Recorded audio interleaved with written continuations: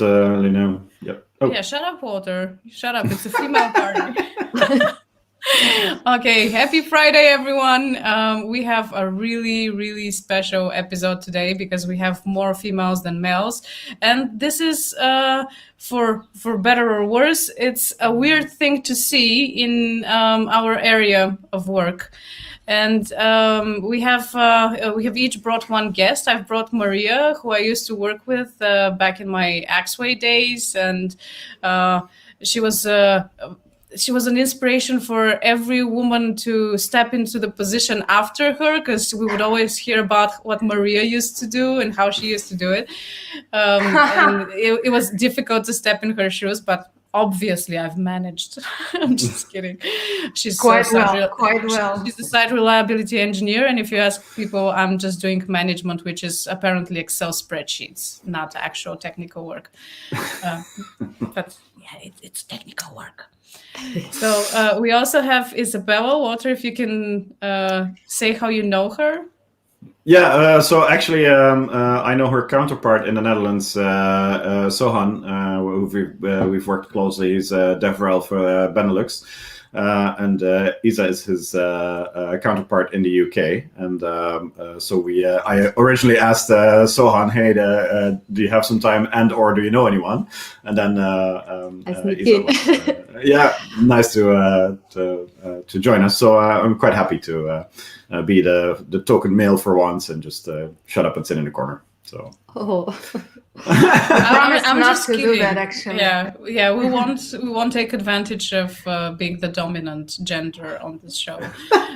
Actually, Isa, just before we started, was telling us what awesome career she's had doing basically everything. So if you could say a few words. Yeah. Well, I was explaining everything, and also in many places. I'm originally from Spain, and I've been living 10 years in Italy before moving here to the UK where I'm now.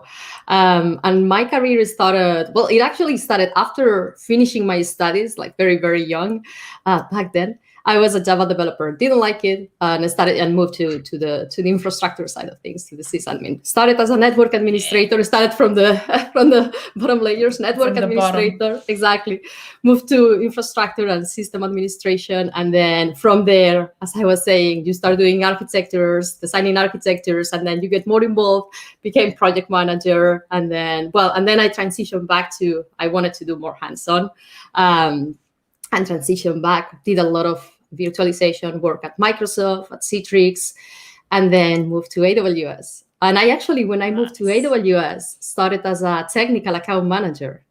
And then after, 3 years, I've been 4 years at AWS, 3 years as a technical account manager, and now 1 year as a developer advocate. So yeah, a little bit of everything. Nice. Well, I'm really happy to have you girls on the show.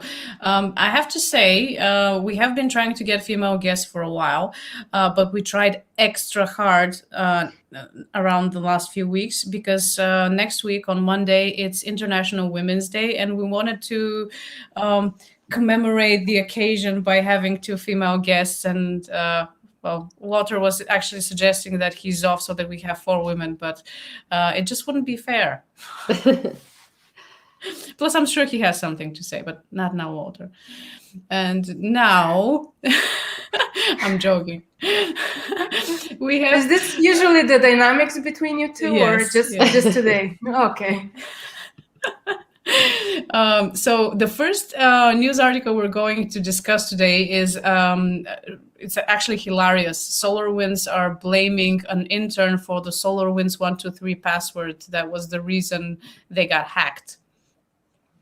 And the article is explaining how there are traces of this password being used back in 2017 and 2018, yet they're trying to blame it on this intern came and put the password there and that was it. I have to say, when we worked together with Maria in Axway, as in every respectable IT company, we also had one super easy password that was the default password that was used everywhere in the lab. You can say it out loud. It's 123 again with a bit of a different random string in front. Yes, but it had a dollar sign in the end. So like we obviously did it better, and that was more than 10 years ago. I'm pretty sure it's somewhere there on a lost server, and if Axway gets hacked, it will be blamed. It might be you or me. Oh, it's actually, I'm sure it's on most production systems of several of our customers, because we've seen it. Yeah, it happens. I wonder though if it's I wonder what is the real root cause here. Is it because there was a password that wasn't meeting, that was too simple, or is it because there weren't requirements when specifying passwords? Exactly. If you don't have automated controls to ensure that you comply with the security policies, there's always going to be an intern or a manager putting an easy password here and there. And to be fair, if there weren't any rules, then who's no one was doing anything against protocol, right? Exactly. The number of red flags in this case is crazy. Like, first of all, allowing that password is one thing. How is it not rotated? How did you have a password for that long for undetected? I mean, you can go on and on about the number of default security rules that should have been in place that weren't there. So it's an easy way out to blame an intern. But, yeah, definitely.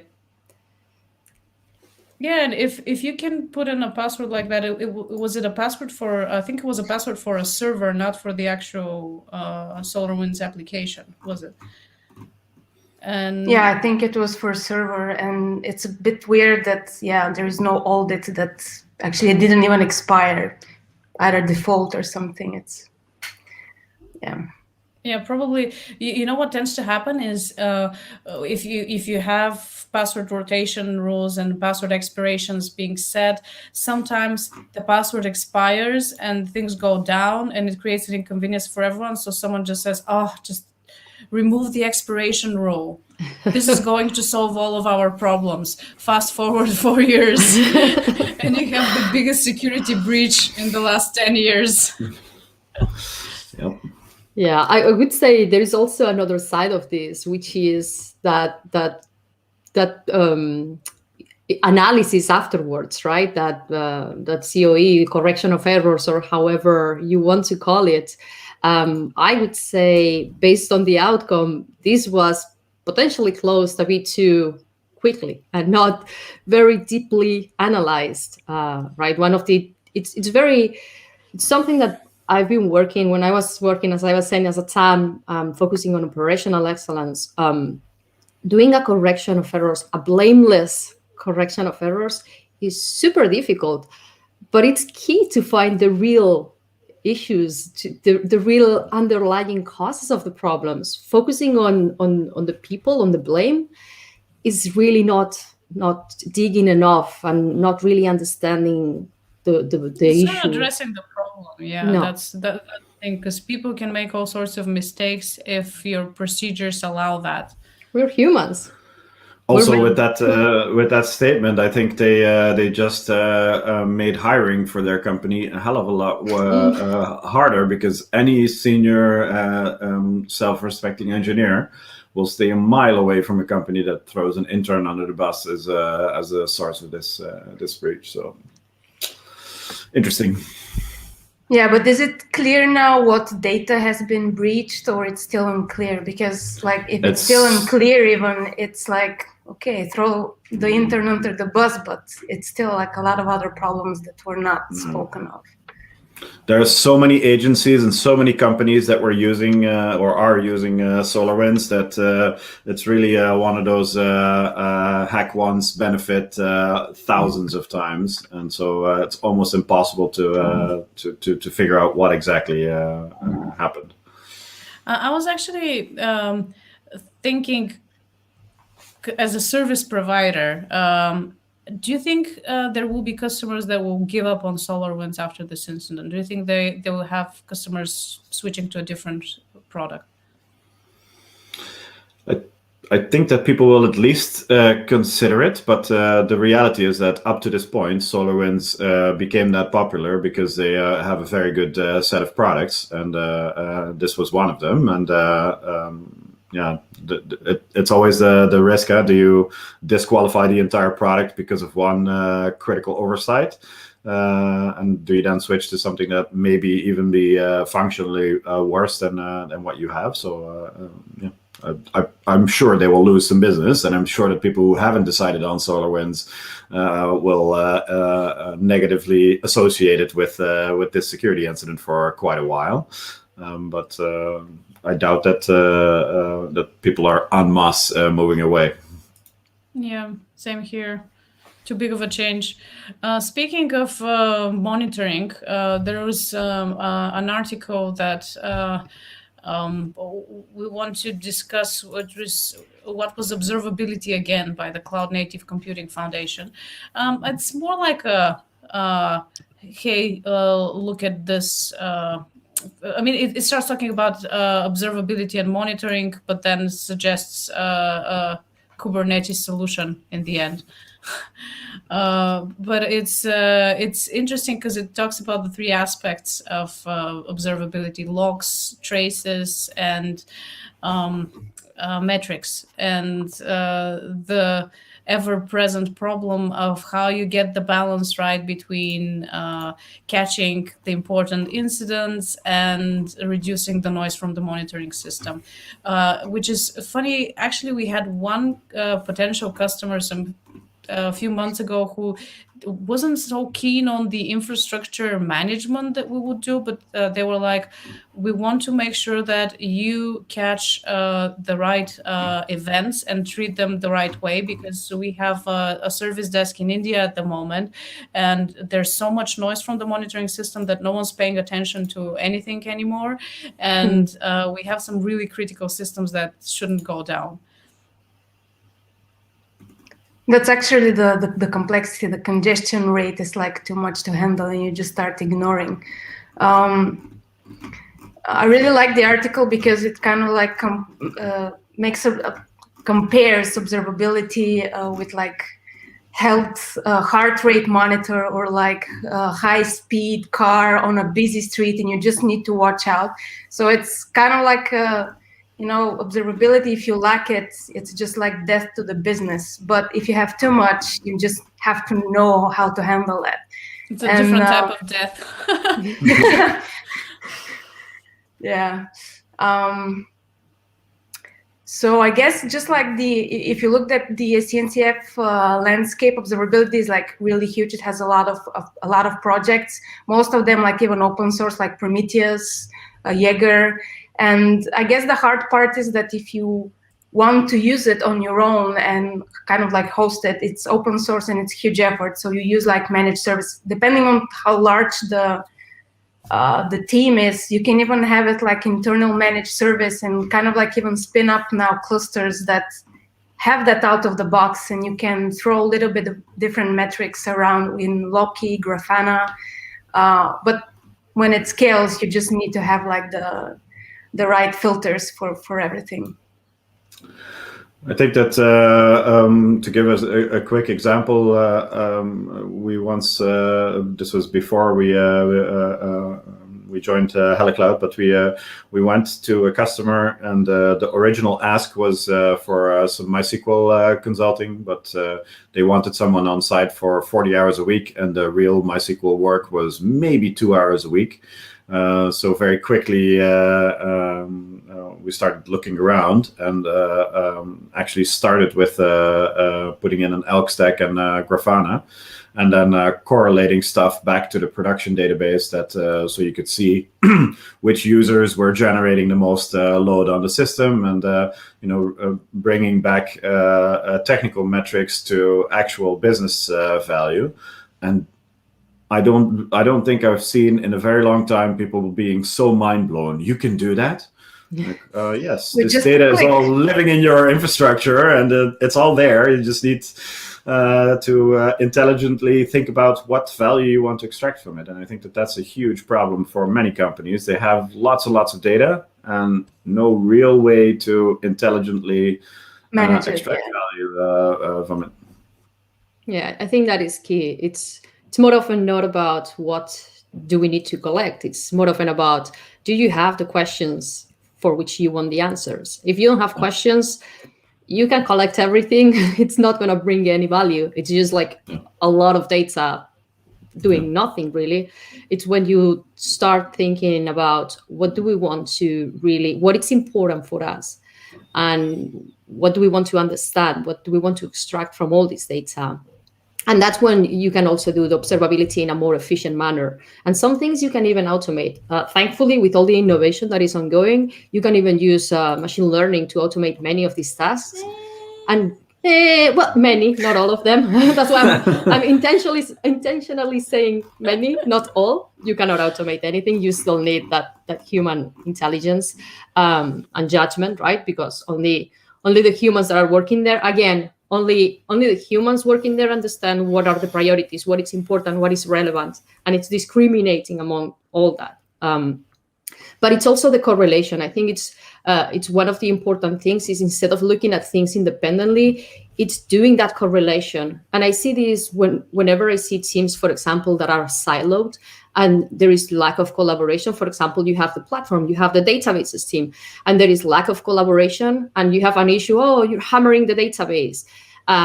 If you don't follow through, if you don't correlate all this information that the different parts of the environment have, you don't get the full picture. You don't get the real underlying systemic problems. And Walter, yours is also a good example, right? More than understanding why is this busy, is understanding where is this coming from? Like follow the, how is it called, the breadcrumbs, right? Yeah, for a decade they were logging Java application logs, and those had the user IDs in them for every single error message. And not ever in that whole decade did anyone go like, maybe we should visualize these user IDs and see what useful information we can get out of them. And it really didn't take more than a couple days to make this useful. And then all of a sudden, minds were blown. My problem that I've encountered is that there's not a lot of engineers interested in data analytics. And this is sort of the area where we're going, right? Because you have to be interested in data, be interested in how to clean up the data and turn it into facts. And the other problem that I have is with AI and ML. When we first started testing it against against a threshold-based alarm, for example. So replacing that with anomaly detection. You can't do that with every metric out there. And it doesn't work super well 100% of the time. And for a lot of metrics, we found that however high we raise the threshold, or whether we use anomaly detection or not, we will get an alarm, but not a complaint from a customer. Then when you call the customer and discuss that, they're like, oh no, this is definitely a problem if we have that many errors. But they never raise a problem when we get that many errors. It's sort of a problem for us to handle, not for them. Yeah, that's very, it reminds me of an example that Becky Wise, it's one of the principal engineers, and she was talking about exactly this, how do we monitor the environments? And she was giving this example of continuously improving observability, and they had this threshold, and all the metrics that were collected were all under the threshold, but they noticed that under looking at that data, a healthy, potentially, something that was potentially healthy because it was everything under the threshold, they had spikes. There was a pattern there. So they decided to lower that threshold. I think that's a very interesting story in terms of understanding your environment, understanding that behavior, because the fact that you establish a threshold there and the metrics are all under the threshold, it's not, there is more there. There is more, as you say, like one thing is data, but there is a fact there. There was a pattern. There is something that can be analyzed and understood, and that is telling you something. There is a story behind it. It's just you need someone to look at it and to understand what is happening. And from there, they decided that they understood there was something that could be improved, and that helped them lower the threshold there. And now the threshold, it's not about what is the threshold for thing before that we need to set up before things fail. It's about, can we make it better? And that's also like a different approach of observability, not just like, where is the threshold that it's going to tell us when things are going to break. It's about what you say also, like, can we improve the experience? Maybe they are not complaining, but maybe we can make it better. I think some of the best talks on this I've seen were in the very early days in observability. James Turnbull had a really nice talk about this, and he was really talking about not looking at things like CPU metrics, but looking at the business side of monitoring first. If let's say you're a business that sells coffee online, if the amount of coffee that you're selling is going down, then you have a problem. If the CPU loads are high, but you're selling the same amount of coffee, then you don't necessarily have a problem. It's something that you want to look into, but approaching it from the business value first, and then diving down eventually until you get to the technical spaces is kind of an interesting way to turn monitoring on its head, because engineers usually think about it from the perspective of, are my Kubernetes pods up and running? Business doesn't ultimately care as long as we're still selling you the same amount of coffee. It was in the Site Reliability Engineer book by Google as well, how they configured monitoring and what was defined as downtime and what was defined as uptime, because Google is a peculiar type of service. So it was, I think it was a percentage of the requests that succeeded that was the right formula for them, and also the speed of the response time. Yep. So, next topic. We have now Ethereum support in AWS. So, what do you know about that? Definitely not my field. But Maria was saying, I'm super interested in that. Can I ask a question? Oh, you can ask, but I don't know if you're going to get the answers. It's definitely not my fear. I know that we now added support for Ethereum in our managed blockchain service, but it's definitely not my domain. So probably if you ask me like deep questions, I will have the answers. No, just maybe that if they implement like Hyperledger, like the open source Hyperledger made it as a service or something like that. Maybe it's something like that. So I think Ethereum is the second one. The other one that is supported in the managed blockchain is an open source one. It's Hyper. The name is escaping my mind now, but it's an open source. The other one that is supported beyond. Besides Ethereum is an open source one. And that is for the blockchain. And in terms of Ledger, there is also the Ledger database for those interested. It's a fascinating field. It's just, I think in the last years maybe, there have been so many advancements and it's been more democratized. I think before it was more niche. At least this is my again, not my domain, so apologies. But I feel that, for example, I used to see it more as a niche domain, and now I see it more often. I see it in more conversations, and it's more accessible. And I hope that is a trend, that it means it's democratizing this type of technologies and making them more accessible. Yeah, I mean, it's funny because people somehow have in their minds made blockchain equal to cryptocurrency, and that's really not how it should be. So blockchain, the easiest explanation for blockchain is simply if you have more than two parties who need to agree on something, 3 or more, then blockchain becomes a really interesting way of agreeing on things. And where I've seen it used is in, for instance, in insurance situations where you have a client who has an insurance, you have the insurance company who's giving the insurance, and you have the damage assessment people who are usually not employed by the insurance company, and they all need to agree on what the actual claim in the state is, and in those kind of situations, having a blockchain is quite interesting. And I think that here with Ethereum, it's interesting because Ethereum is the second cryptocurrency, but at the same time, also Ethereum is also used for other things than just cryptocurrency, and it has its own public blockchain network that isn't the actual currency. And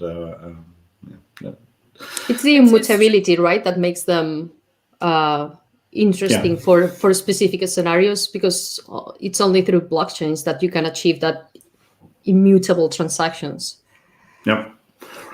Yeah, we've had a couple of cryptocurrency customers, and the overhead in running actual cryptocurrency companies is insane, because you need these things called a coin node for each currency that you want to support, and you need to have the whole chain from the whole blockchain from the very beginning stored in order to be able to deal with the currency. And it's I've seen insane size coin nodes for no other reason than we need to host the whole blockchain on it. So it definitely has some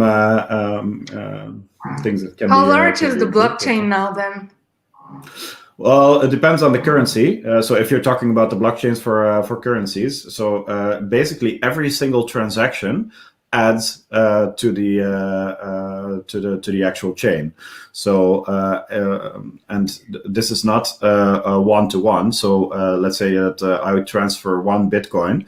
It could be that 1 Bitcoin gets cut up into 100 small pieces and goes to 100 different new owners, and then you have 100 transactions added to the blockchain. And then it also goes the reverse way. If I want to buy 1 Bitcoin, it could be that I'm actually buying 1,000 pieces that together end up being a single Bitcoin. So it's very much like real money. You pay with 100 euros, and it gets split up into small pieces, and then in the different transaction it gets added up. Except that all these transactions are recorded and made public, so it gets pretty crazy.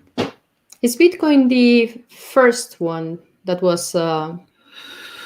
It's the biggest one right now, but it's suffering.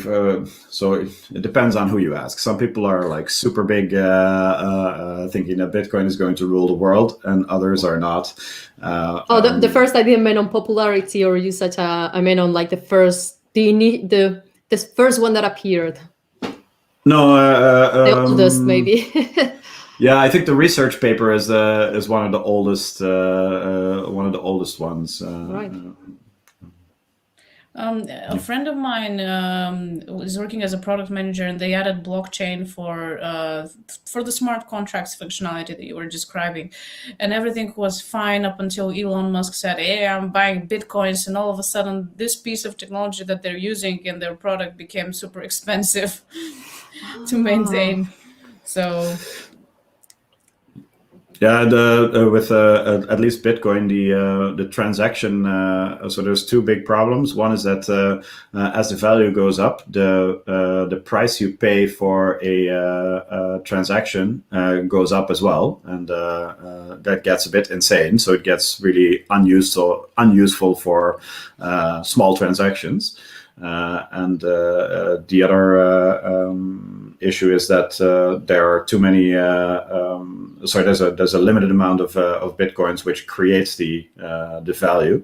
But people have started seeing this more as an investment vehicle than necessarily a payment vehicle. And I really agree with the let's say idealistic ideas behind it, but the reality is that I think mostly it's being used as an investment vehicle at the moment. In the interest of time, I want to let Ayza tell us about the biggest event for her this weekend next. Yes, I know it's based on the US date format, but it's the Pi Week, and I'm quite excited also because for Amazon it's It's the 15th anniversary of S3. We launched S3 in 2006. So it's going to be celebrating 15 years of age, so teenager years. Yeah. So really excited. For customers.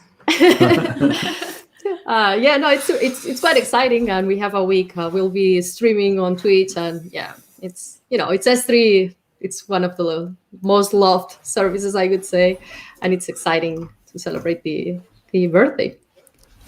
Happy birthday, S3. Happy birthday. And thank you for being there. Yeah. So because our time is running up, what we normally do is we let our guests have the last 2 minutes if they want to say something, promote an idea themselves or anything. So Maria, if you want to go first. Just thank you. And I'm really not sure why you do those talks for HeleCloud, but fun. it seems like, yeah, a lot of fun. So thank you for being part of it. Thank you for participating. We'll ask you again because there are not a lot of females here. Just Maybe kidding, I'll talk because more next time, God knows. we hope so. Isa? Yeah, thank you very, very much for inviting me. This was great fun. So really glad that you invited me. Yeah, if I can make a pitch, my opportunities, I love gamification and I love hands-on. I think it's a great way of learning. So keep an eye. We're gonna have a game day in May that I'm gonna be hosting. So I'm super excited about it. We just had one at the end of February, but I'm planning another one for May. So keep an eye if you like playing and learning Definitely. AWS technologies. Definitely. This sounds awesome. All right. Walter, do you want to say anything before? No, thank you for having me. I look forward to to next week. But no, in all seriousness, thank you for being here, and it was fun. And we'll see you all again next week. Bye, everyone. Have a great weekend. Bye. Bye-bye.